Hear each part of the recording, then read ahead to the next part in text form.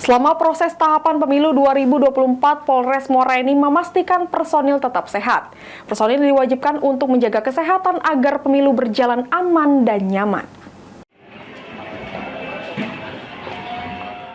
Proses tahapan pemilu 2024 memasuki pendistribusian logistik pemilu ke PPK, PPS hingga ke TPS. Pihak kepolisian dari Polres Muara Enim dibantu anggota TNI bertanggung jawab atas keamanan proses tersebut.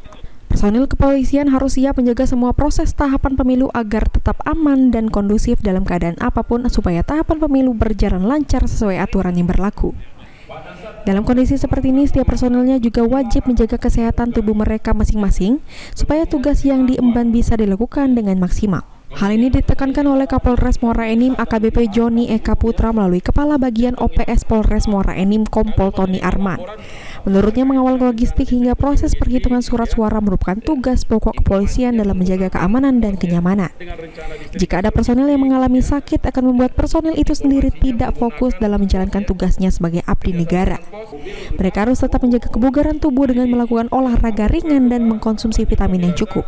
Semua personil sehat akan bisa menciptakan kondisi aman dan nyaman dan bisa menjalankan tugas dengan sebaik-baiknya sesuai aturan yang berlaku. Kami mengingatkan kepada personil yang terlibat pengamanan ke depan, PPS, kemudian nanti akan ada kemudian pengawalan distribusi logistik, pengamanan di PPK, PPS terkait dengan logistik pemilu.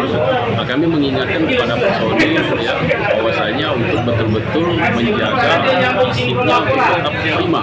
Ya, makanya kami mengingatkan untuk olahraga, kemudian menyiapkan vitamin.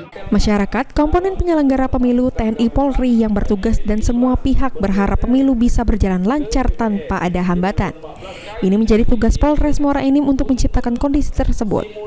Selain itu, dukungan dan peran serta masyarakat juga menjadi faktor pendukung untuk terciptanya kondisi Kamtipmas agar tidak terganggu. Mardiansyah, PAL TV.